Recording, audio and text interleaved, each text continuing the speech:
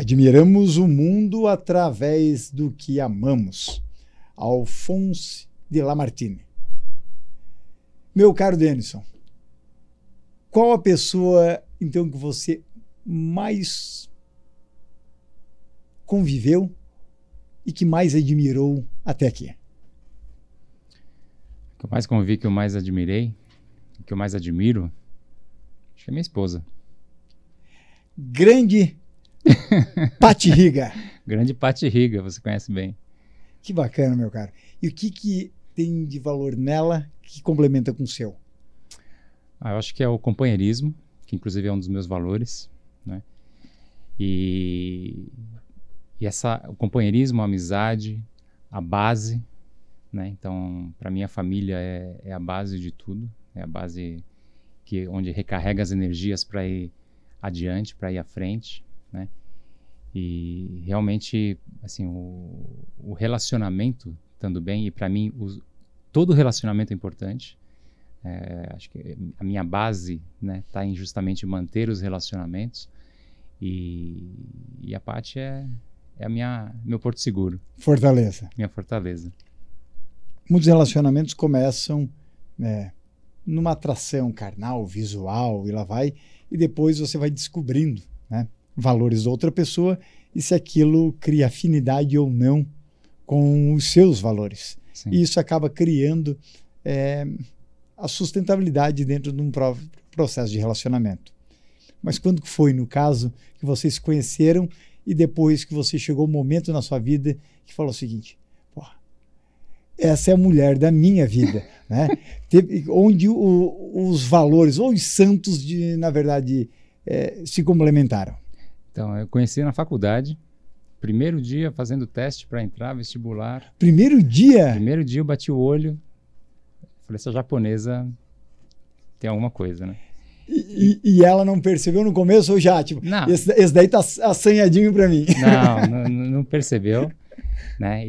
Mas eu depois aí, por coincidência, na sala, entrando na sala de aula, a primeira aula que tinha na faculdade, cálculo numérico, aquelas coisas, né? E ela japonesa boa nessas coisas aí, né? Nos cálculos, nas exatas. Então, aí já encontrei na sala de aula também. E já fui, né? Foi sugar trabalho em grupo. Fui tentando, já foi criando trabalho em grupo, já foi perseguindo ali. E graças a Deus, demorou, não foi uma coisa que aconteceu logo de início, né? Mas a gente foi convivendo, foi realmente se conhecendo. E até que chegou um momento, a gente pegou e já começou a namorar, e é o caminho normal, né, dos relacionamentos. Tiveram a filhona. Isso, a filhona, a Sofia, que está... Espetacular. E por que eu também trago isso aqui para essa mesa, né?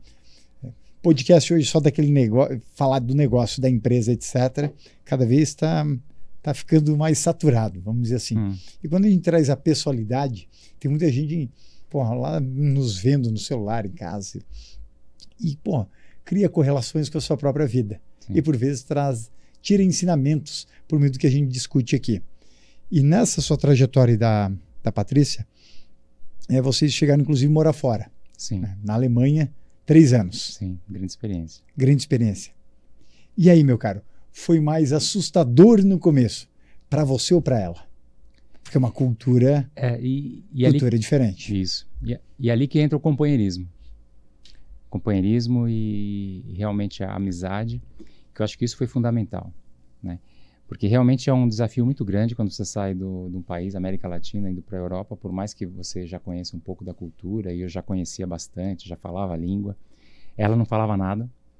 Fez aqui aquele crash course, né, de um mês aqui para aprender a falar bom dia, boa tarde, boa noite. Só que chegando lá, aterrissando lá, ela estudou 3 anos, ela estudou alemão do primeiro ao último dia. Então ela se dedicou, e aí vem a disciplina japonesa, método, então sabe como que é, né? Rotina. Foi realmente um processo de aprendizado, de dedicação, e principalmente, né, você estando fora, sozinho, eu, ela e a minha filha chegou lá 1 mês para fazer 4 anos, então foi uma baita de uma experiência, porque realmente tudo difícil. Corre para a empresa, corre para casa. Isso. cultura alemã que é do trabalho. É do trabalho, é da disciplina, né? Então, e aí, graças a Deus também, a disciplina japonesa dela também casou com uma disciplina que eu tenho, né? Tanto é que meu chefe na Alemanha, uma vez ele falou, nossa, você é muito alemão, né? Então, porque realmente eu tenho também é das minhas bases é essa, é me organizar, né? Me estruturar para fazer as coisas, né? E realmente foi uma experiência profissional enriquecedora, né?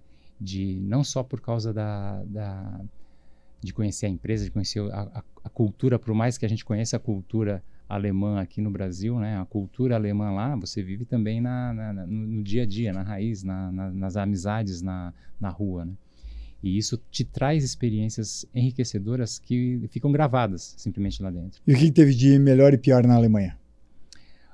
De melhor era a previsibilidade. Então, como a gente falou, é muito fácil você fazer algumas coisas, tanto é que é isso que a Paty se dava super bem, né? Ela conseguia justamente se planejar no dia, e porque ela saiu aqui, ela também trabalhava em empresas, né? Também estava numa empresa grande aqui no Brasil.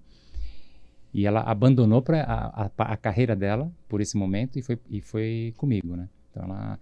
Novamente, companheirismo aqui em cima da mesa. Dedicação em cima da mesa. E aí, chegando lá, justamente ela se estruturou de um jeito para viver os 3 anos e aproveitar ao máximo, né? Então, ou seja, período para cuidar da filha, período para ela estudar, período para ajudar. A gente não tinha empregada, saía daqui, você tinha empregada para cuidar, para fazer as coisas. Lá não, lá é a gente que se organizava. Então, isso também trouxe uma união, uma vivência em família que aqui às vezes a gente não tinha, porque não precisava, né? Então realmente todo esse trabalho, essa experiência trouxe uma união familiar, e às vezes a gente se juntava, um ia limpar a sala, outro limpar o quarto. Para quê? Para no domingo, que também tem isso, né? No domingo para o alemão é sagrado, é o dia do descanso, né? Então até muito pouco tempo atrás muitos estabelecimentos não abriam no domingo, nem padaria abria no domingo, né? Então aí no domingo era aquele silêncio, que é uma coisa que eu sinto saudade, porque eu gosto muito do silêncio, né? Essa é uma dificuldade minha em São Paulo, né? No trabalho, às vezes até no ambiente. O pessoal que trabalha comigo sabe disso, né? Então eu adorava justamente essa parte dessa previsibilidade que a gente consegue. Você tira vários estresses que você tem não só no ambiente de trabalho, né? Mas os estresses da cidade, de não saber quanto tempo você demora para chegar num lugar, não saber como que você vai fazer isso. E a Paty foi super adaptativa nesse quesito ali. E o respeito pelo silêncio do outro, o alemão e o japonês, possuem características fantásticas, né? Grandes pontos positivos, eu vejo isso. E isso a gente trouxe também, né? Porque quando eu cheguei na Alemanha, a primeira coisa, achar o apartamento já foi uma aventura, né?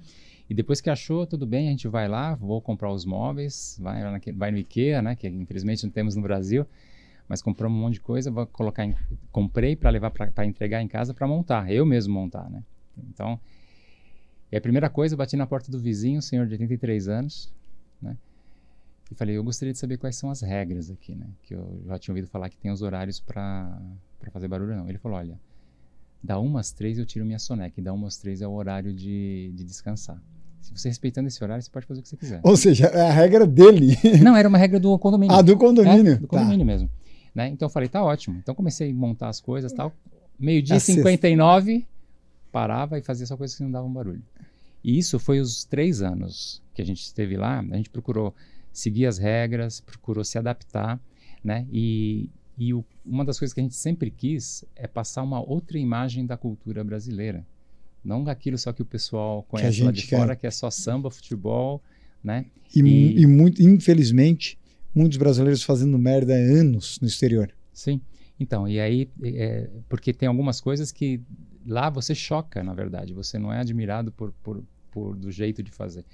E a gente sempre foi fazendo isso. E como uma oportunidade também de aprender aquela cultura, que eu acho que é isso que é o maravilhoso, né? Então, a gente foi, acho que só depois de uns 2 meses que a gente foi achar alguém lá. Só depois de 1 mês que na empresa eu encontrei um amigo que eu conhecia. Então, 1 mês sem falar português. A hora que eu fui falar português, parecia que eu estava respirando. E sem ninguém lhe convidar para nada. Não. E final de semana, né, eu, a Paty e a Sofia para cima e para baixo, conhecendo, desbravando, vendo as coisas. Então, realmente, esse aprendizado, esse respeito à cultura do outro, né, eu sempre, e eu andava com camisa do Brasil, para tentar, me achem, tipo assim, também me encontrem. Isso, e assim, eu não tenho vergonha de ser brasileiro, muito pelo contrário, eu tenho muito orgulho. E isso também, todo mundo sabe, é clichê, né? Mas a gente chegava, quando se falava que é brasileiro, parecia que se abria as portas, né? Então, e realmente isso aconteceu, né? A gente via isso. Mas mesmo assim, quer dizer, e mesmo por isso, e principalmente por isso, você respeitar também a cultura do outro, se inserir na cultura do outro e também mostrar um outro lado do que a gente tem para oferecer no Brasil, para mim era as coisas. Então eu era mais chato, eu era chato no trânsito, né? Às vezes, estaciona aqui. Não. Como ele tem que estacionar ali, estacionar lá. Então, E qual a parte mais difícil que vocês pegaram por lá? A parte mais difícil às vezes, realmente um pouco de frieza, né? Apesar de a gente estar eu achava que ia ser mais frio até o relacionamento, mas não principalmente nessa região que a gente estava.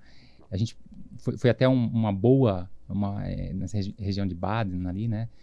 Tem Baden-Württemberg e tem Pfalz, que é a região que a fábrica que eu trabalhei, né? E o escritório que eu trabalhei ficava nessa divisa, perto da região dos vinhos, né? Então era uma região muito recebeu a gente muito bem.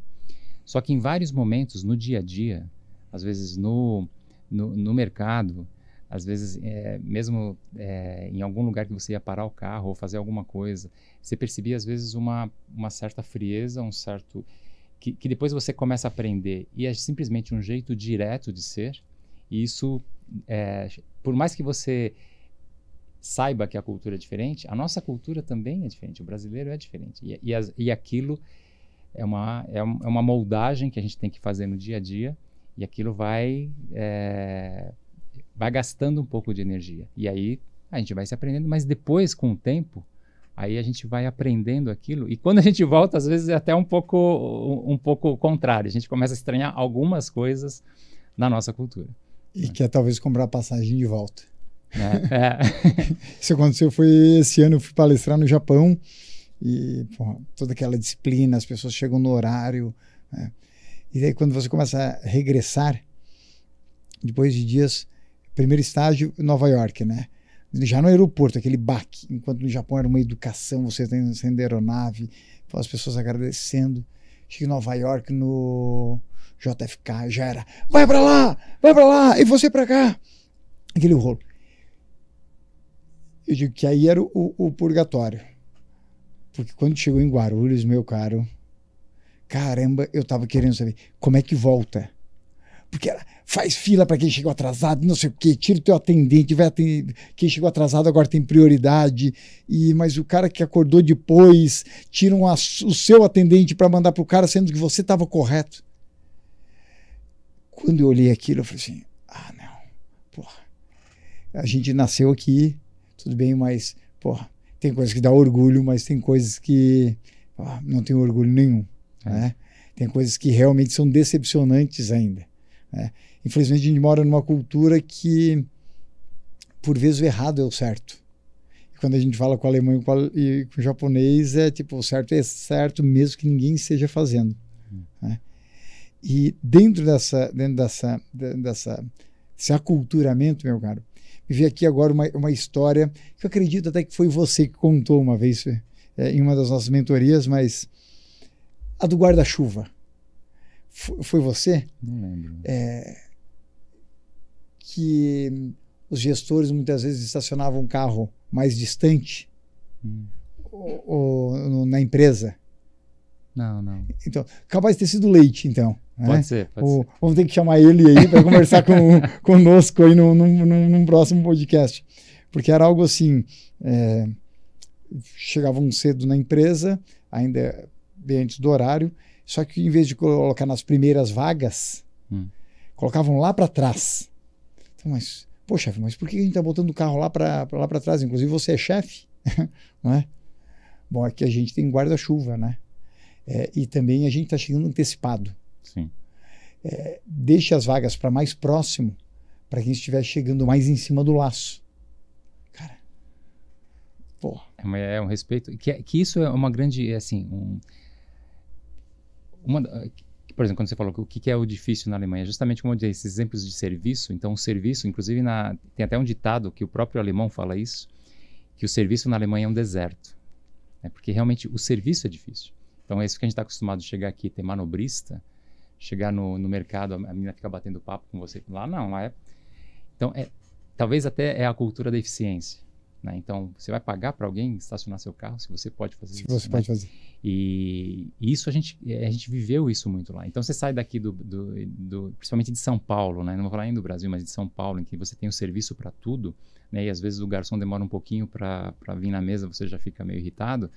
Então, lá é essa parte do serviço e é a cultura também. E você tem que se inserir e respeitar esse lado, né, do país, principalmente se você quiser aproveitar o que você tem. Só que, por exemplo, né, eu tive excelentes surpresas de ter um relacionamento agradável, um relacionamento quente no próprio trabalho, né, com o chefe. Apesar de, por exemplo, ele ter me chamado de Senhor Dias até o último dia que eu trabalhei lá, mas, por exemplo, me fez um scrapbook lá de todo o período que eu estava, os lançamentos que tiveram na empresa, passando como se fosse uma história dos meus 3 anos lá. Mas isso só se tornou numa convivência mais calorosa, mais receptiva do alemão com você, porque talvez eles viram em você um pouco deles. Sim. Quais as características que você levou para dentro da empresa e que tinha muita sintonia com o alemão? Eu acho que primeiro, como eu mencionei, o relacionamento para mim é super importante, né? Então, eu sabendo o valor aquilo que você dá valor, né? E eu podendo dar isso em troca, eu sempre vou tentar dar o máximo. Então, por exemplo, que nem a própria pontualidade, né? Então, como foi hoje aqui, né? Eu chego sempre antes, né? Então, reuniões eu sempre chegava antes para poder... Primeiro que para mim isso já era um valor. Então não era nenhum esforço para mim, sabe? Para mim o valor é você chegar antes, é você estar preparado, porque é o respeito ao outro e o respeito ao tempo do outro também. Isso dava match. Então também a parte de se dedicar naquilo que faz. Então eu sempre procurei fazer o melhor que eu poderia fazer, né? Esperando que pudesse ser, que atendesse às expectativas. E graças a Deus a experiência foi positiva, né? Então, realmente, eu encontrei essa ressonância e não só no meu chefe, mas em todos os relacionamentos que eu tive dentro da empresa lá. E com os alemães, que eu também tenho relacionamento, ainda tive relacionamento no Brasil, sempre foi muito positivo. E aqui na rua, quando você morou 7 anos na rua, qual é a maior dificuldade? Pessoas tentando lhe agredir? Ou é aquela questão de não ter a residência, o frio? O que você mais sentia? Não suportar no sentido de tem que sair disso aqui o quanto antes? Na realidade, o frio as pessoas te dão coberta, a fome as pessoas te dão comida, mas o respeito entre algumas pessoas que você tá sozinha, a pessoa já tá querendo algo de, vamos dizer assim, sexual com você. Mulher na rua só presta pra sexo. Se você for no abrigo, essa é a maior dificuldade. Não há abrigo para mulher, só há abrigo para homens. Denilson, tem momentos aqui lendo a sua vida que certamente foram de grande felicidade. Sua ida para a Alemanha, o nascimento da sua filha, né? Seu casamento. Agora a gente também passa por momentos de dificuldade. Quando foi o momento mais desafiador na tua vida até hoje? Mais desafiador? Acho que é justamente, acho que no trabalho, né? Então, porque por também querer atender às expectativas, né? E sempre querer se planejar e sempre querer manter a agenda, né? Então, eu trabalhei bastante tempo também com a alta diretoria em reuniões do board, em que você tem que estar controlando o tempo, você tem que estar vendo o conteúdo, tem que estar preparando o material, tem que estar justamente fazendo tudo andar na linha. Um dos momentos mais difíceis que eu tive foi justamente quando organizei um test drive para um país aqui da América Latina, né? Para pegar aqueles caracoles no Chile, né? Então, que realmente era um momento de muita tensão, até porque realmente é uma operação arriscada, e você está coordenando toda uma equipe lá de quase 40 pessoas, e que tudo dê certo, que não tenha nenhum acidente, porque dirigir, né, um veículo na estrada numa situação que já é uma situação sinuosa, uma situação que já é risco para você estar dirigindo normalmente, e com pessoas que não são pessoas treinadas ali, então a gente também fez todo o cuidado, né, e teve todo o trabalho de também ter sempre um motorista profissional junto, mas o desafio já era grande, estando em culturas diferentes, porque apesar de estar na América Latina, você está em culturas diferentes. E realmente barreiras, porque você está cruzando fronteiras, você está tendo toda uma parte de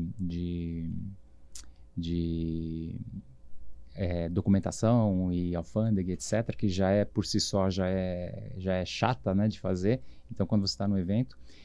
E ali, por exemplo, quando era o ápice do evento, o ápice da aventura toda, que era justamente descer dirigindo os caracoles, teve um problema técnico e a gente não conseguiu descer, né?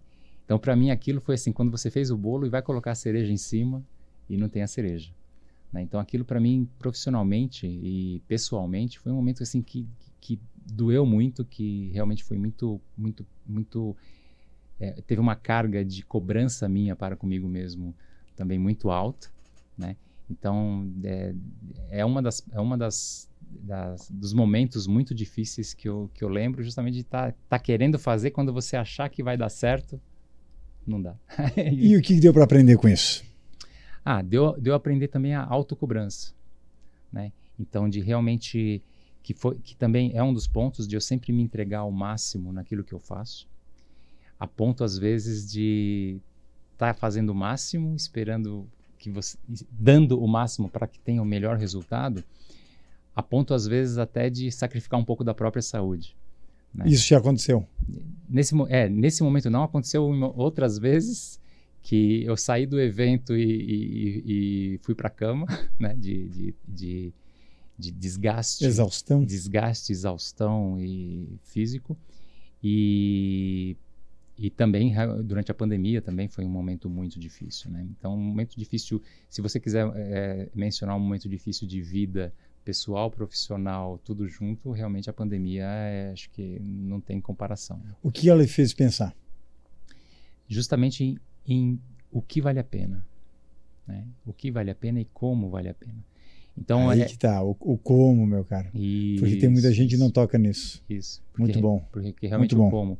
Então, o como você faz, isso só vem com autoconhecimento, tá? Então, por isso que muitas coisas que eu fiz durante a minha vida, eu diria que tudo, eu sempre tentei dar o máximo e mais olhando para fora, talvez, do que para dentro, né? Então, e aí depois chega um certo momento da vida que o para dentro começa a cobrar, né? Então, e não é nem que eu acredito, eu já tenho uma certeza, né, que realmente a gente tem que tudo, que é uma coisa que eu aprendi, não é por que está acontecendo, mas para que está acontecendo. Tudo acontece para alguma coisa. Então você tem que olhar, observar. Muitas vezes não é fácil, né? E a partir do momento que você começa a encontrar as ferramentas, e a gente tem várias ferramentas ao nosso redor.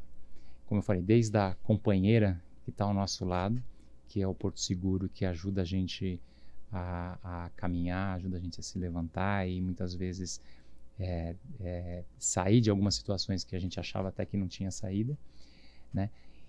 Às vezes a palavra de um amigo, a palavra de um mentor, né? A palavra de um momento religioso que você tem, seja qual for a sua religião. Se você não tiver religião também, alguma inspiração. Às vezes um comentário que você vê numa TV, um comentário que...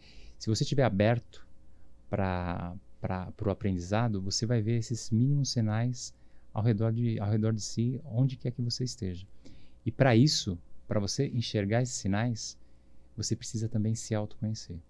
Eu acho que durante a pandemia, para mim, trouxe justamente esse momento. Eu comecei a meditar durante a pandemia, porque eu passei vários dias, assim, semanas, dormindo 1 hora por noite quando eu dormia, né? Do processo justamente de você estar querendo buscar a perfeição, querendo dar o teu melhor, e preocupado com aquilo que vai acontecer, porque ninguém sabia para onde ir não tinha fórmula, Não tinha um livro que você ia ler que você ia aprender o que você deveria fazer lá. Rasgou tudo, jogou tudo no chão e fala, vamos começar do zero. Mesmo porque o último processo pandêmico dessa maneira tinha sido há 100 anos, gripe espanhola, se eu não me engano. Isso, Então, e tudo tem um para quê.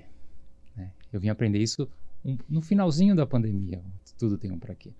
Mas durante o processo foi justamente isso, tentando me restabelecer de toda e qualquer forma, tentando ver, até na oração, né? Então, buscar a fé, buscar realmente essa conexão com algo acima, seja qual for a sua religião. E eu me lembro uma vez da Patrícia falando para mim, você reza muito, mas você tem fé? Aquilo para mim foi um tapa, né? Aí realmente eu comecei, você vê como que as coisas estão ao nosso redor às vezes. E a partir dali eu comecei a ressignificar algumas coisas, né? E realmente ver o quanto que é você ser religioso e quanto é você ter fé. Quanto que é você ser bom e você também ter fé naquilo que você faz, naquilo que você fala, naquilo que você entende, naquilo que você sente, né?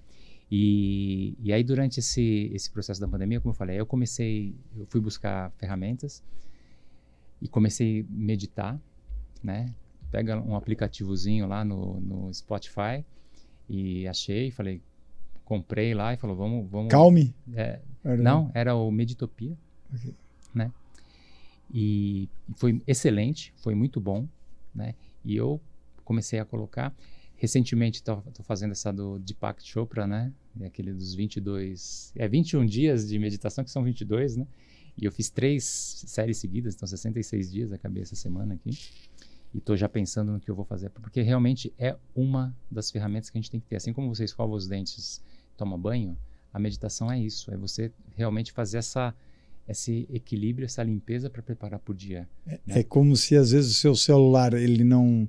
Você dá o comando, ele não segue mais em frente aquela instrução e às vezes você tem que resetar esse seu celular. Sim. A meditação é como se funcionasse como um reset. Isso. E aí, talvez no próximo ciclo que ele vem, religando, as coisas funcionam. Sim. E durante a pandemia, eu tive, por exemplo, dor de cabeça intensa, que aí eu fiz uma meditação de 1 minuto. 1 minuto. 1 minuto. E a dor de cabeça passou. Então, quando você começa a ter os efeitos... É que nem você fala, por que você toma aspirina, né? Porque você sabe o que tem lá. Você não sabe o que tem lá, você toma porque você sabe que dá o efeito, né? Então, quando eu vi que o negócio dá o efeito, eu falei, opa, aí tem alguma coisa, né? Então... E dentro do processo da própria meditação, se a gente for pegar você antes dos 3 ciclos e agora o após, qual a principal mudança em 66 dias? A serenidade, sabe? É você ter a tua energia de volta, a tua calma de volta. Mas a energia e a calma. E aqui talvez, dependendo da interpretação, pode gerar até um antagonismo. Mas isso na família, no trabalho, no pensamento de um todo? De um todo. Para tudo. Assim, é como você tira todas essas cascas, a casca do trabalho, a casca da sociedade, a casca da família, é reencontrar ali dentro. Porque a gente vem na vida botando várias camisas, né? Isso. A camisa do futebol, do partido político, da associação, das empresas que trabalha, veste a camisa porque tá junto com outro que promete alguma coisa para você e você vai junto pela marca do outro e não pela sua própria opinião. Você vai botando várias camadas, mas de repente você não consegue nem mais olhar. Caramba, mas e como é que eu sou? Sou o desnudo disto. Sim. Grande parte não sabe mais. Você foi nesse caminho. Isso, justamente. E de voltar para o início do caminho. Dói. E fala, deixa eu ver. Dói ou não? Dói. Dói não, mata, né? Porque você realmente tem hora que você... Não quer mexer nesse desespero. E realmente porque você começa a ver e você... Por isso que eu falei, é você se reconhecer, você voltar... Então, como tem no portal de Delfos lá, né? Conhece-te a ti mesmo e falam isso há quantos anos, né?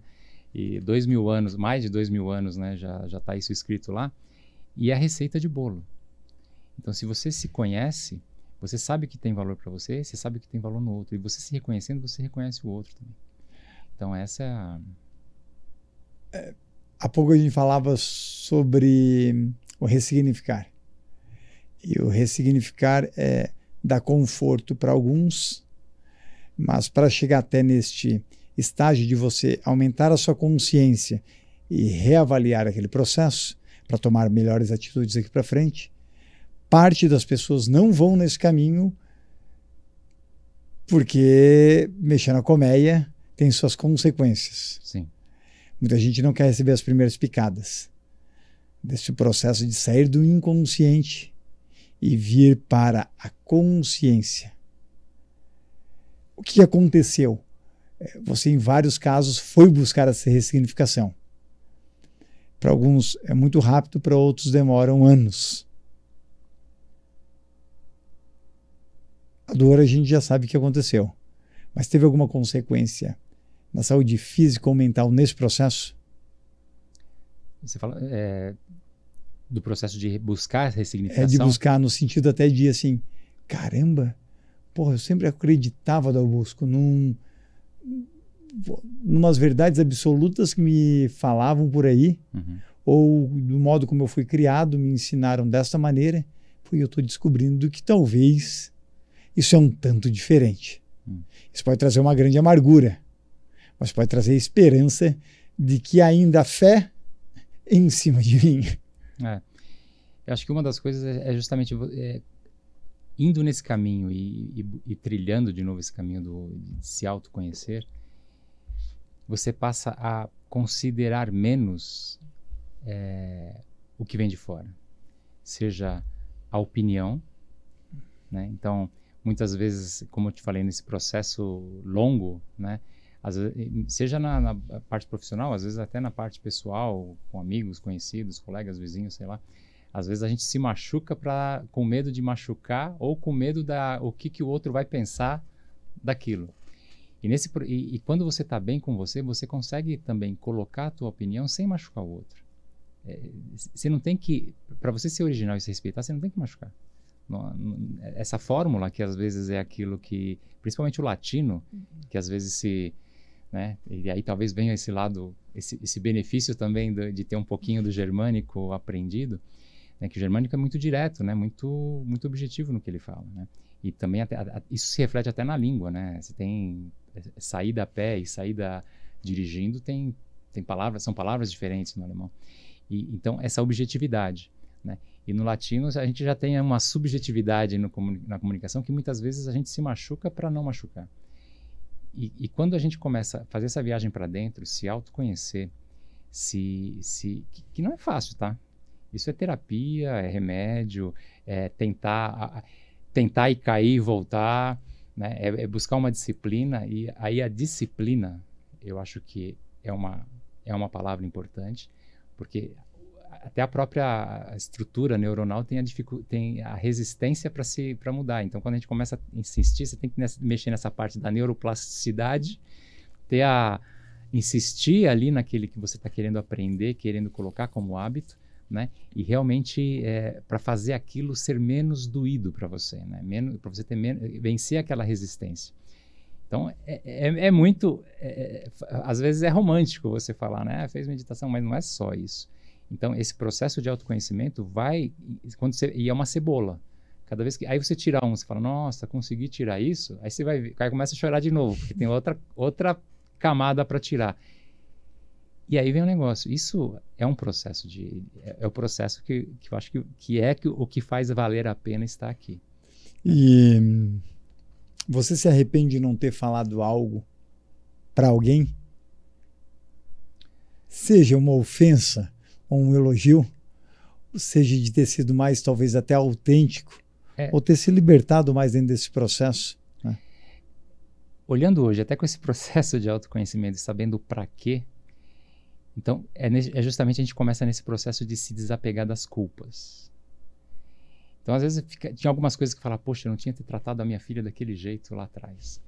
Mas lá atrás, com o meu autoconhecimento, com a minha capacidade, com aquilo que eu sabia e com tudo que tinha ao redor, foi o melhor que eu fiz lá. Eu não fiz aquilo querendo prejudicar. Eu fiz o melhor de mim naquela época. Posso ter feito errado? Posso. E hoje, né, depois de também essa jornada de tirar essas cascas da cebola e chorar sozinho e aprender, você começa a enxergar aqueles momentos como aprendizado. E aí entra de novo na frase, para quê? Né? Para que aconteceu aquilo naquela época? E aí, se eu olhar hoje e olhar para trás e ver o para quê, hoje eu consigo fazer. E hoje eu consigo, talvez na mesma experiência, e você nunca entra 2 vezes no mesmo rio, né? Não sei se você já ouviu isso. Porque quando você vai entrar de novo, já é outro rio, aquela água já foi. Da mesma maneira, se voltarmos aqui amanhã, sim, mesmo assim, trazendo o mesmo assunto, não seremos mais os mesmos. Sim, porque é aquele negócio, né? Quando você encontra uma pessoa e você troca uma ideia, cada um saiu com 2 ideias. Né? Exatamente. Então, é diferente do poder. Né? Se um dá para o outro perde, entre aspas. Agora, conhecimento, meu caro, tem como essa soma, ela realmente virar uma progressão geométrica e não apenas uma PA. Sim. E dentro da senhora, a Sofia, né? Sofia está com quantos anos? 23? 20. Se neste momento você tivesse um outro filho ou filha, onde é que você não erraria?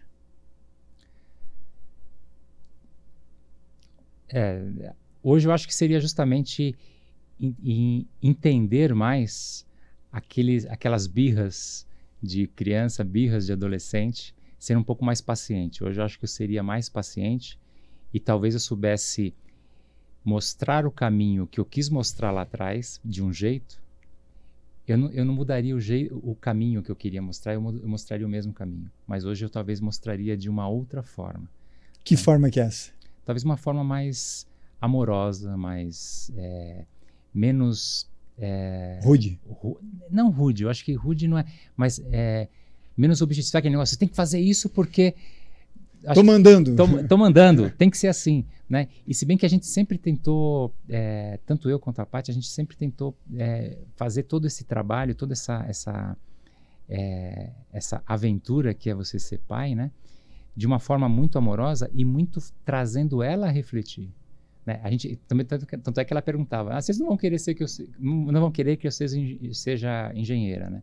Eu falei, não, pelo amor de Deus, você vai ser o que você quiser ser. Você vai escolher. A gente está aqui para te dar o suporte para o que você quiser, a gente vai te dar o suporte. Eu só quero que você escolha e tente fazer o melhor que você puder naquilo que você vai fazer, né? Naquilo que você escolher. E outra, você pode também mudar de rumo. Você pode escolher uma coisa e daqui a pouco no caminho você querer mudar. Não tem problema nenhum. A sua geração não tinha muita essa alternativa não, Denis. Era assim, tanto é que eu comparo o filhote de tartaruga e o filhote de garça, né? Que é o que a gente falava. Pera lá, conta essa. Não, porque a gente fala assim, o filhote de tartaruga, a tartaruga sai do ovo, não pensa 2 vezes, cara. Era mais ou menos isso que eu tive, né? Então, eu fiz Senai, né? Ele sai do ovo e sai correndo, né? Eu já saí do ovo, eu já tinha que ir para aí, eu já tinha que começar a trabalhar, eu já tinha que fazer a faculdade, e se tá naquela área, não, vamos fazer esse negócio e vamos... Não tinha muito, vou ver o que eu vou fazer. E a cada 1000, um sobrevive com um ultra sucesso no mercado de trabalho, assim como a tartaruga. Isso. E aí, a garça não, a garça tá lá no ninho, aí você abre o biquinho, aí vem a comida, mas também do jeito certo, da forma certa, do jeito correto, e vai dar tudo certo. Não tem o certo e o errado, os 2 estão certos. A dela é mais a geração garça e a sua tartaruga? Eu creio que sim. Ou seja, ela demorou para sair de casa? Não, ela não demorou, muito pelo contrário. Tá. Ela sempre foi muito independente desde pequena. Então, era até um negócio interessante. Que é mais difícil na geração dela, né? Muita gente prolonga o estar dentro da casa dos pais, né? Para ter os prazeres da vida. Isso. Antes de ter a base de pirâmide de Maslow, já que a base os pais estão dando hoje ainda para uma boa parte. Sim. Mas o que eu vejo? Ela sempre foi muito brave, né? Ela sempre foi muito corajosa, né? Foi muito... Eu me lembro quando a gente chegou na Alemanha, colocamos ela no kindergarten, né? A gente estava lá esperando na porta, a professora, olha, é melhor vocês ficarem aqui um pouco, porque até ela se adaptar. Explica aí para quem está nos vendo, nos escutando, que o pessoal não sabe muito bem o significado da palavra. O kindergarten é o jardim da infância aqui, né? É o prézinho. Exatamente. Prézinho, né? Uma creche para um pré. Isso, Então, a gente chegou lá, ela ia ficar... A professora, olha, eu acho que vocês ficam aqui durante um tempo, ela fica alguns minutos, ela vai conhecer, porque ela não falava absolutamente nada, nem, né?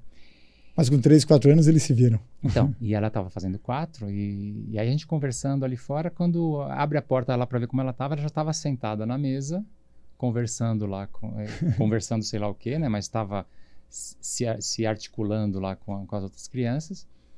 E aí a professora saiu, eu acho que vocês podem ir, deixar aqui e voltar depois. Então ela sempre teve essa característica, muito corajosa. E às vezes a gente deixava ela e olhava pela janela, você via que ela estava segurando ali. E tanto é que quando foi com 3 meses, a professora chamou a gente e falou, ela não fala uma palavra. É melhor vocês começarem a falar alemão com ela. Eu falei, olha, eu falo alemão, mas eu não falo alemão perfeito. E eu quero que ela fale o alemão, né, corretamente, né? Eu não tenho capacidade de ensinar para ela. Então o que eu fiz? Aí a gente chegou, comprou vários livros, e graças a Deus a pronúncia em alemão minha é boa. Aí eu li os livros para ela à noite, e às vezes eu não sabia nem o que eu estava lendo, né? Mas estava lendo e as historinhas e falando com ela em alemão. Aí na televisão, ela assistindo muita televisão. Quando passou 6 meses, exatamente 6 meses, a professora chamou a gente de novo na escola. Eu falei, meu Deus, o que está acontecendo, né? Vamos lá. Ela, olha, por favor, fale em português com a tua filha para ela manter o idioma. Porque ela abriu a falar aqui. Ninguém segura a matraca. Ninguém segura a matraca. Tanto é que quando a gente voltou para o Brasil, você perguntava uma coisa para ela em português, ela respondia em alemão. Então a língua... Não, isso era um deboche já, né? Tipo, eu estava dando aula para os pais. Tipo. Então, e é como foi. Por isso que ela sempre teve essa característica de desbravadora. Ela é muito desbravadora, muito corajosa, né? E a mãe também é corajosa, a mãe também é desbravadora. E foram esses os anos, e é isso ela na vida, na escola. Então, por exemplo, agora ela está em Londres, né? Está fazendo cinema lá na Universidade de Westminster. Também foi a mesma história, vai chegar lá, desbravar sozinha um ambiente novo, e estudou a vida toda no colégio alemão, agora está indo para a Inglaterra, né? Você tem praticado alemão, Denilson? Às vezes, porque justamente no ambiente de trabalho, às vezes a gente... Mas hoje é bem menos, né? A língua corporativa termina sendo inglês, até porque muito... Mas sai alguma coisa ainda? Sai. Parabéns, meu caro. Pô, que prazer em conversar aqui com você. Prazer é meu. Porra, uma felicidade imensa, tá? Ter você, Patrícia Riga, vocês aí na minha trajetória, e bom inspirar, poder compartilhar conhecimentos. Eu gosto de estar com pessoas de boa fé. De que o mundo já está infestado de pessoas que muitas vezes, na base da malandragem, na base da enganação, na base da má fé, querendo se aproveitar e pular caminhos.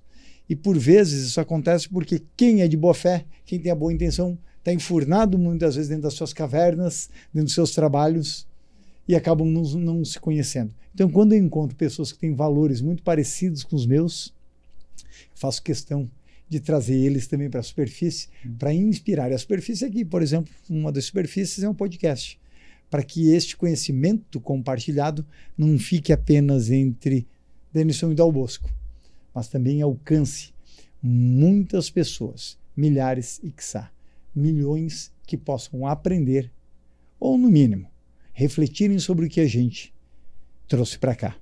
E para fechar esse bloco, agora em português... Na sua câmera fechada também, cara, existe alguma frase que você talvez leve na sua vida como um grande ensinamento, uma grande reflexão de algum autor, de algum pensador, de alguém que lhe inspira, que você possa dividir com quem está aí do outro lado da telinha? Eu acho que tem. É uma frase conhecida. E eu acho que o mundo precisa disso hoje, e nesse processo também de autoconhecimento, essa frase também ensina bastante disso, que é amar ao próximo como a si mesmo. Eu acho que se dar bem com o outro, ter bons relacionamentos, fazer a sua diferença aqui, seja onde for, no trabalho, na escola, na família, na sociedade, no planeta, você tem que amar o outro, né? E isso começa... Ninguém vai conseguir amar o outro mais se não amar a si mesmo.